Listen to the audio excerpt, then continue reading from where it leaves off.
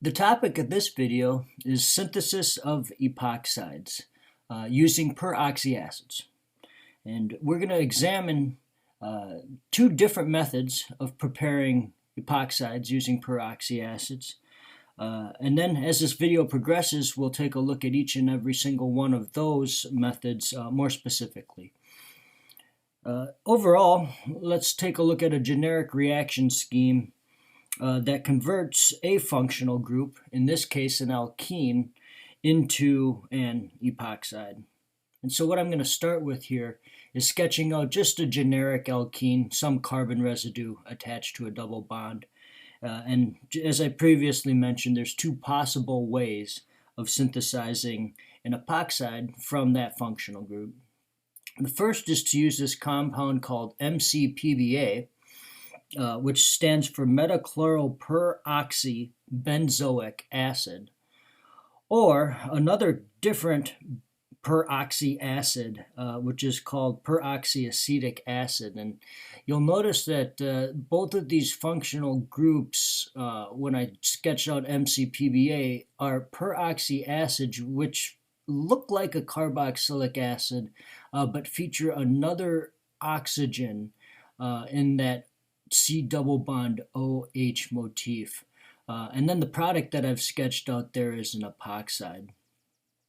And so taking a look at what is the functional group transformation, you're transforming an alkene into an epoxide using either, and I'm going to have this backwards, metachloroperaoxybenzoic acid, which is actually the arrow above.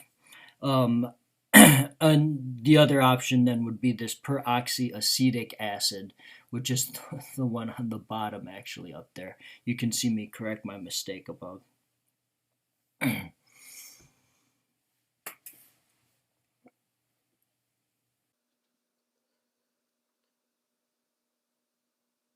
When we look at the reactions generically like this, once we've discussed what is the functional group that, or transformation, functional group transformation that occurs, then we have to take a look at the two specific attributes of the reaction, which are the regiochemistry and then the stereochemistry. So when we think about I'm taking an alkene and I'm transforming it into an epoxide, where does that transformation occur? The regiochemistry? Well, that occurs between the two carbons that share the alkene. If I drew that with a 1 and a 2 on the notes above, then you notice that the carbon-oxygen-carbon bond, that three-membered ring, that epoxide, is formed on carbons 1 and 2. And so the regiochemistry is it's taking place on the same portion of the molecule. Then we have to ask the question of when we have established where on the molecule the reaction is taking place or transformation is taking place, and then we've discussed what transformation is taking place, then we have to ask how is that transformation connecting to the molecule. And in this case, we have syn addition. Both of those carbon-oxygen bonds in that three-membered ring are formed on the same side of the molecule, carbon 1 to the oxygen or carbon 2 to the oxygen. I want to look a little bit more specifically at what roles are being played here. And so here's a more applied example of cyclohexane reacting with this MCPBA molecule, this metachloroperaoxybenzoic acid. What is the role of these portions of the molecule when they react? And we'll look more specifically at this with the mechanism. But the double bond here, like always, is going to behave as a nucleophile.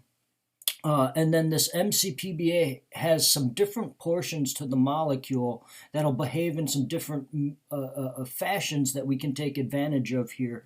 And namely, the oxygen portion of this peroxy acid, the one with the proton on it, is going to behave, when we look at our mechanism, as an electrophile. And then the rest of that molecule, the whole phenyl portion with the chloro and this C double bond O portion, that will behave as a leaving group.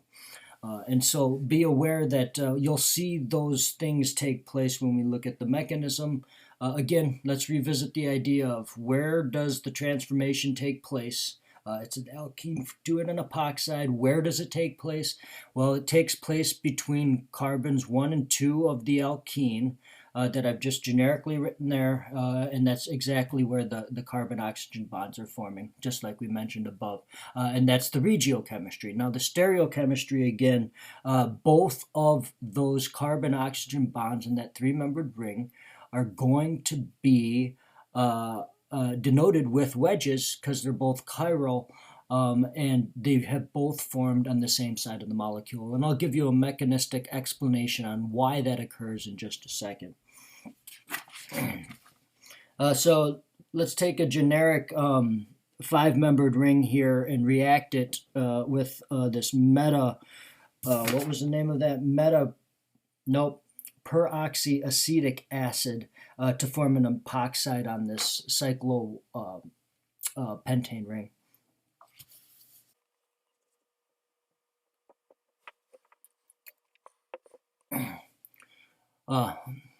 Off to a great start with the mechanism. Somehow I've already picked up an extra carbon atom that should be a five-membered ring, and it'll get corrected in the rest of these notes. I just didn't want to restart the video.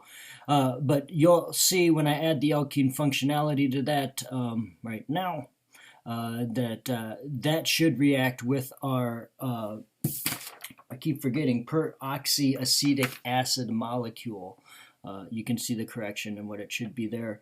And as I mentioned before, what is the behavior of the different functionalities in the molecule? The double bond of that alkene is going to behave as a nucleophile, the pi portion of that double bond, rather. And then the oxygen on the tail end I mentioned is going to behave as an electrophile. And this is one of these reactions that's kind of like the Diels-Alder reaction, where a lot of bonds are being formed and broken simultaneously. And so it just so happens that oh yeah, here's the leaving group portion of the molecule. But it just so happens that there is one nucleophile-electrophile reaction that occurs, and then simultaneously there is another nucleophile-electrophile reaction occurring. And so there will be this nucleophile-electrophile reaction that I just described take place, and I've drawn the mechanistic arrow there to denote the flow of the electrons from that alkene to that electrophilic oxygen. But as that's happening, then the lone pair of electrons on that oxygen are simultaneously behaving as a nucleophile, and the vacated carbon atom from the double bond is now electrophilic. Again, think Diels-Alder here, and we get simultaneous bond formation in this fashion. And so that's a very, now I kind of like movies because you can see this happening in real time, but now we're left with this static picture to represent what the heck just happened after we get the loss of the leaving group that I just showed. And so most textbooks then will have you have this beautiful picture of a transition state that kind of illustrates the bond formation, bond breakage that's simultaneously occurring here. And that's what I'm going to sketch out for you, is this weird transition state that occurs. And I'll put this double dagger TS above those brackets there at the end to denote it's a true transition state. But that reaction then occurs, that mechanistic step occurs from the combination of two different things, a nucleophilic attack step, and then another nucleophilic attack step. I'm not sure if I said different, two things occurring sequentially to give you this transition state. It was late last night when I drew this, so I'm not sure where I'm going next, so let's just see. Yes, the end step of the end product rather of this first step is a protonated epoxide ring that should have a positive charge. I think I come back and fix that in just a second. But here you can clearly see the regiochemistry of this reaction. You end up with the protonated epoxide ring that I think I come back through and correct at a later date. Let's first talk about the stereochemistry. Where does this stereochemistry, both things being on a wedge, come from? The stereochemistry of these two things being on a wedge occurs in this transition state that the carbon-oxygen bonds that are being formed simultaneously are being formed on the same side of that cyclopentane ring, and that's what's driving the formation of either both of those bonds on wedges or both of those bonds on dashes. It's occurring right here in our transition state.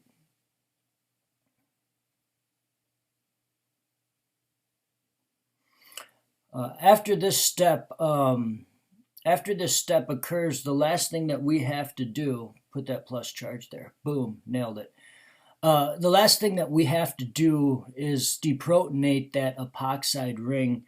You're going to see actually in the reactions of epoxides why it would be not so great, not favorable to have that oxygen protonated.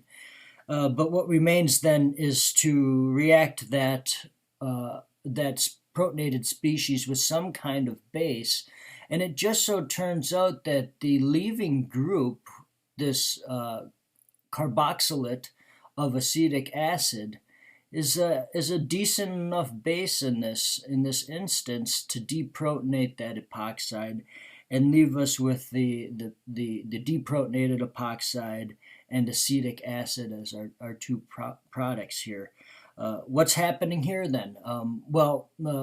The carboxylate that's been formed is going to behave as a Bronsted-Lowry base and remove the proton using its 2 electrons on that oxygen, remove that proton, and then the electrons from that oxygen-hydrogen bond will now go to that oxygen. In a Bronsted-Lowry acid-base reaction, which should be in equilibrium then, and so we would give that a equilibrium arrow favoring product formation. And so here I am just denoting that again. What is the behavior of the carboxylate? It is behaving as a Bronsted-Lowry base, so that means it's going to pick up a proton. And then what's giving that proton or donating that proton, and that's going to be our Bronsted-Lowry acid, our protonated epoxide. Let's take a sidebar here and quick talk about acid-base chemistry to prove that I had drawn the arrow correctly. For the reaction favoring products formation, you have a protonated epoxide ring and a deprotonated carboxylic acid or a carboxylate, and in this video that oxygen should be protonated or have a negative charge on it, not protonated. And then I'm also going to draw the products of that reaction, which would be the deprotonated epoxide and the protonated carboxylic acid at this point. If the pKa of that protonated epoxide, which that oxygen there should have a plus charge, is negative 2.0, that means it's pretty acidic. And if the pKa of a acid like this, acetic acid, is pKa of 4.6, what can that tell us then about the acidity of this reaction? And it tells us that the lower pKa is the stronger acid. I'm going to pause this real quick. The molecule with the lower pKa is the stronger acid, and that would be our protonated epoxide ring. And because that protonated epoxide ring has a higher pKa, or lower pKa, sorry, more negative, the equilibrium is going to favor or be driven to the right or favor product formation. And that is how something that's called an acid, a carboxylic acid, can still behave as a base because it doesn't have as good of a pKa. Even though it's an acid and it's good at donating a proton, it's not as good at donating that proton in the presence of something that is better at donating that proton, which is our protonated epoxide. Let's let this play out. Yeah, equilibrium favors product formation. And if I were to be a little bit more specific, I would definitely say that the equilibrium arrow would be drawn to look more like an equilibrium arrow, both sides being the same length, the top and the bottom, if those numbers get closer and closer. But that's not a differentiation that we would worry about right now.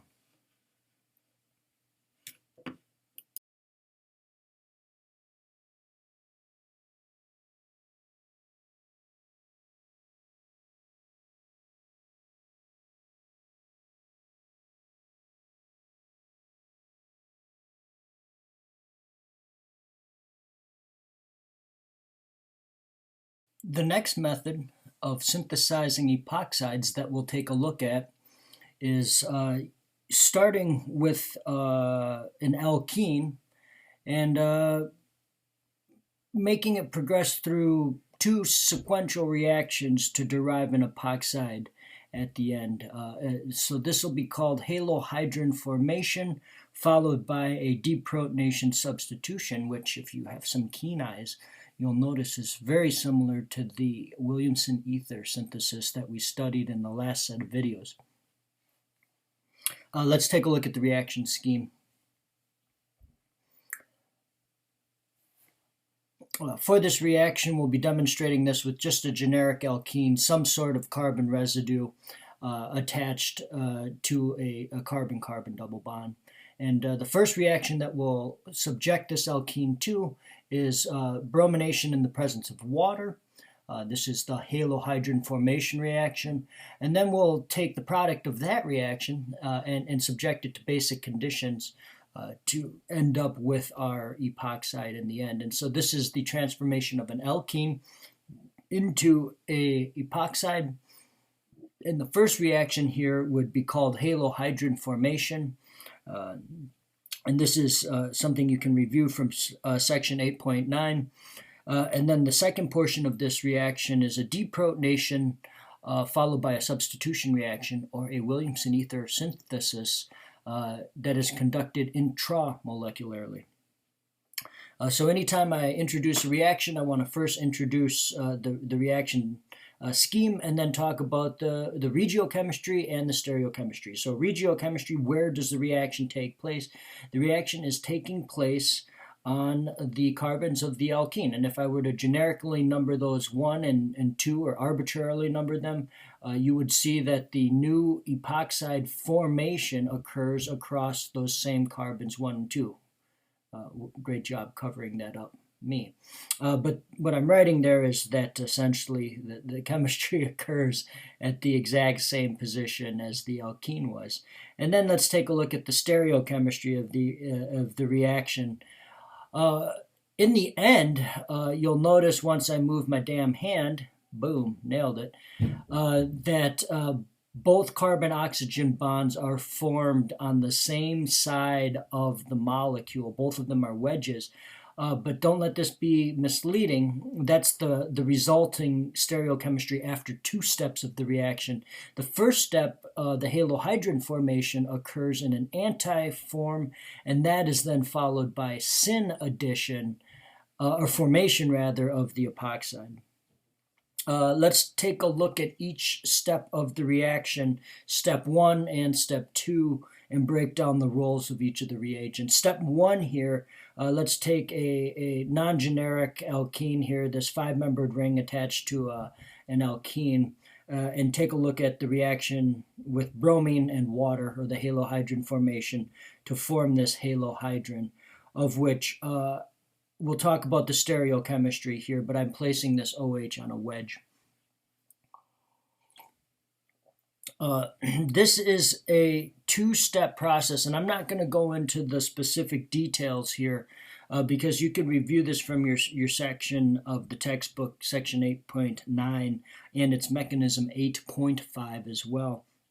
But this is a two-step reaction mechanism in as much as the nucleophile of the reaction will be the alkene, and the bromine, diatomic bromine, will behave as an electrophile. And once that reaction takes place, then the water will react as a nucleophile. And the vacated position, the more electronically stable position, will behave as the electrophile, the most electronically stable position on our alkene. And we will end up with that halohydrin. And again, here's the notes for where to review this. Again, reviewing the regiochemistry. The regiochemistry of this reaction, arbitrarily numbering the alkene portion of the molecule on the reactant and arbitrarily numbering those same carbons on the product. You notice that the addition occurs on the same alkene carbons 1 and 2, with the water, OH portion of the water, adding to the more stable or substituted carbon atom there. Stereochemistry, I've added the bromine to a carbon that once added. The stereochemistry doesn't matter because there's two hydrogens there, two implicit hydrogen atoms there. But if we were to write out what the stereochemistry is, even though it's not a stereocenter for carbon number 2, I just want to illustrate that you would get a set of products of which the bromine and the OH are on opposite sides of the molecule, one with the wedge, one with the dash. But again, because that carbon number 2 denoted in the red here is not a stereocenter, I don't have to denote that with a wedge and a dash. You'll see the stereochemistry show a little bit more when I look at the mechanism in just a minute.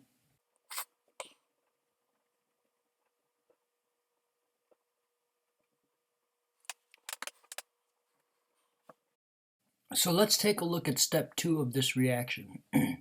Step 2 is going to involve something you've seen before, which is this Williamson ether type synthesis in a new motif, where essentially the nucleophile and electrophile are on the exact same molecule.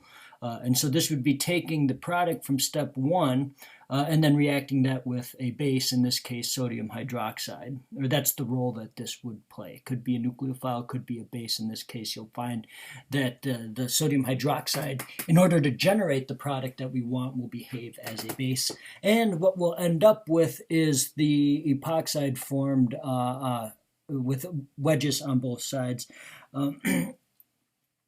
There's really two separate steps that occur when the base is added. When we look at the mechanism, step number 1 would be the deprotonation of the hydroxyl on the starting reactant. And this is done through a Bronsted-Lowry acid-base reaction. And then the second step is going to be the substitution type reaction of the nucleophile reacting with the electrophilic position on the molecule. So let's take a look at step 1, starting with this halohydrin and reacting that with sodium hydroxide.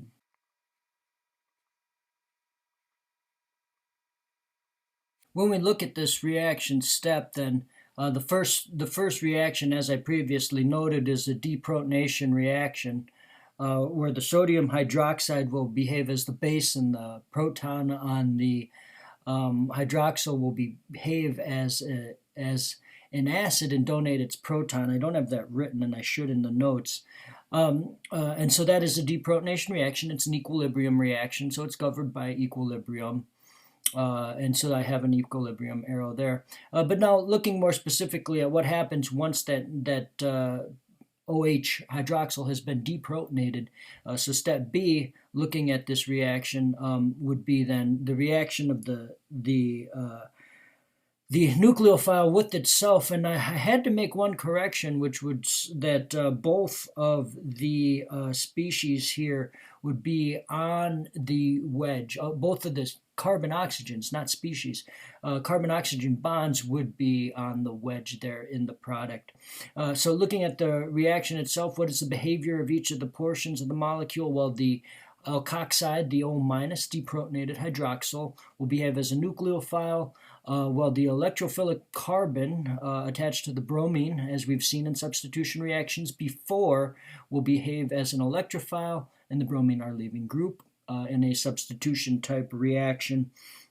And just to clarify, that carbon-oxygen bond would not change. It was a wedge in the beginning. It will stay the same.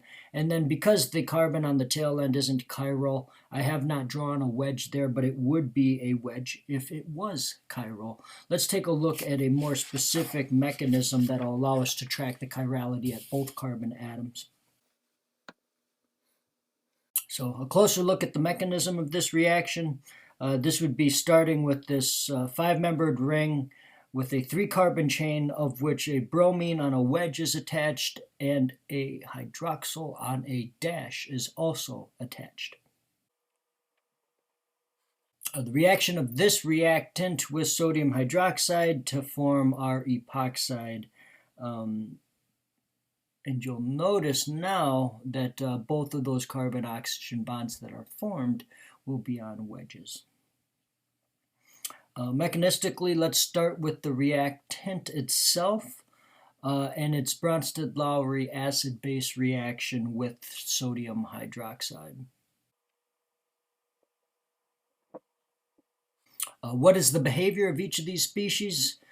We have a Bronsted-Lowry acid in our hydroxyl of our starting reactant, and we also have a molecule that could behave as a nucleophile or as a base, and in this example it will behave as a base and abstract that proton in a Bronsted-Lowry equilibrium reaction to deprotonate that hydroxyl, turning it into a very good nucleophile. In the second step of this reaction mechanism, then, let's identify how the different components of the reactant will behave.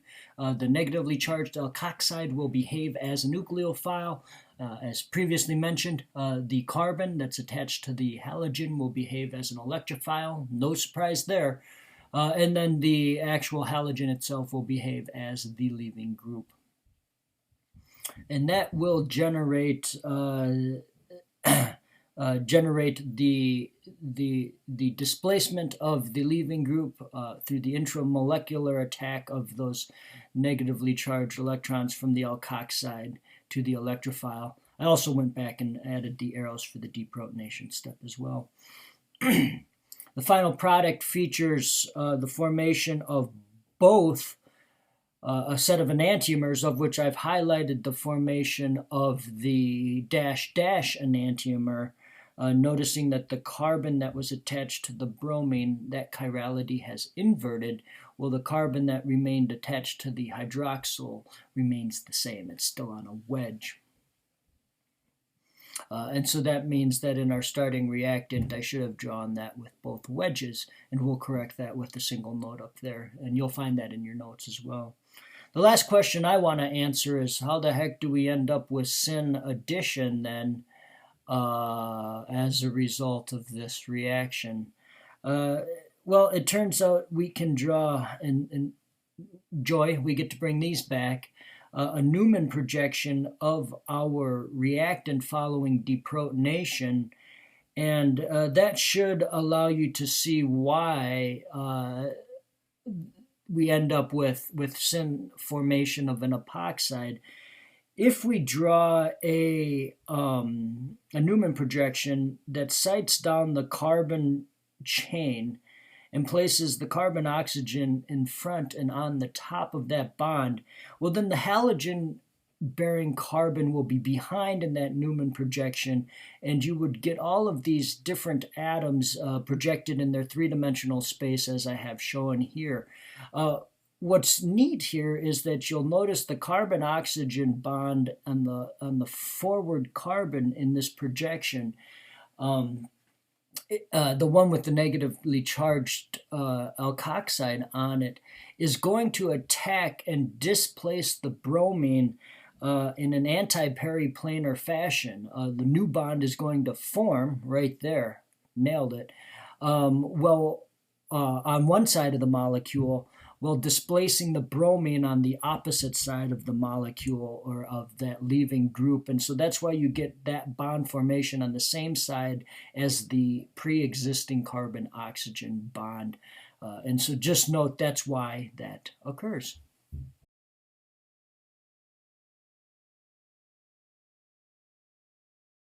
The last thing that I want to talk about when we take a look at synthesizing epoxides or synthesizing an epoxide is the stereochemistry of the reaction. I've made a case for the regiochemistry occurring on the same positions as the alkene that you started with occurred on.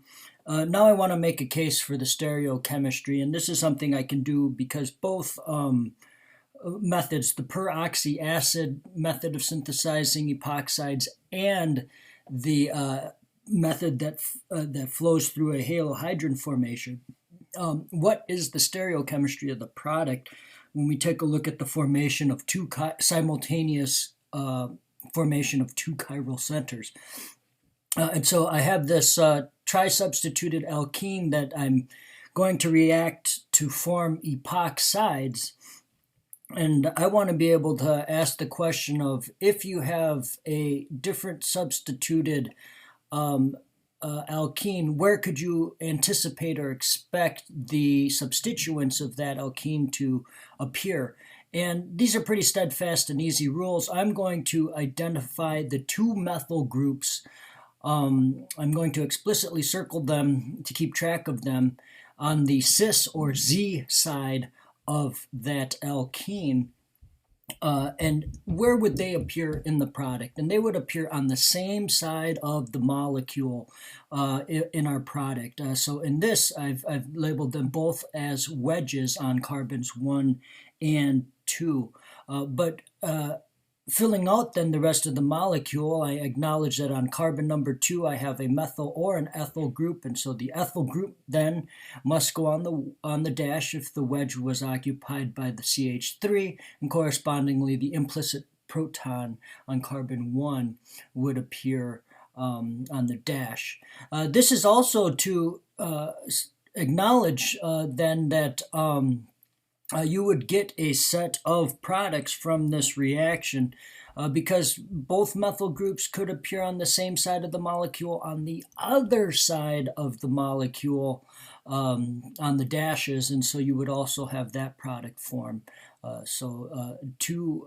enantiomeric pair. I just want to take a quick note that one section in your textbook talks about the ability to synthesize one of these enantiomers over the other, and this is using enantioselective epoxidation that was made famous by someone named K. Barry Sharpless, I think out of California. And I believe he won the Nobel Prize for that work. We won't concentrate too much on that, but it was very important to be able to preferentially incorporate one stereocenter product or selectively synthesize one product, also known as enantioselectively synthesize one product over the other. So some really cool chemistry there that we won't talk about. Let's take a look at just a simple question that you might find on Wiley Plus or on an examination.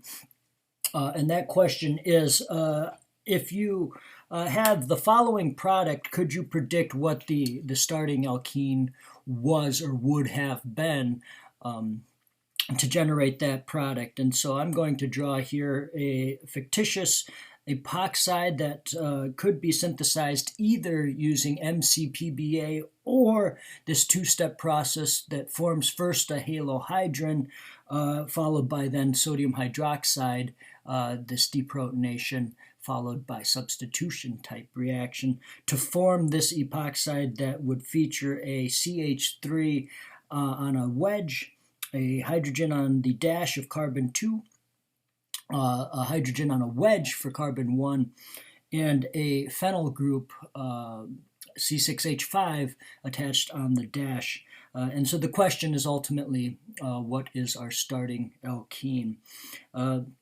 And so the thought process that I'm illustrating here is I know the functional group transformation that must occur in order to synthesize an epoxide. We are starting with an alkene, and so I'm just going to draw a double bond here with 4 possible substituents that I could attach, or I will need to attach or identify in the end. And so step 1 is I just draw that alkene. So now all that remains is saying what is attached. And so if I were to denote carbons 1 and 2 in the product, and then 1 and 2 in our retrosynthetic analysis, then taking that skeletal alkene and denoting carbons 1 and 2 here in red on the product and 1 and 2 in our thought process, then the CH3 and H that is on carbon 2 must be attached to this portion of the molecule, and then the phenyl group and the hydrogen attached to carbon number 1 must be attached to this other side of the molecule.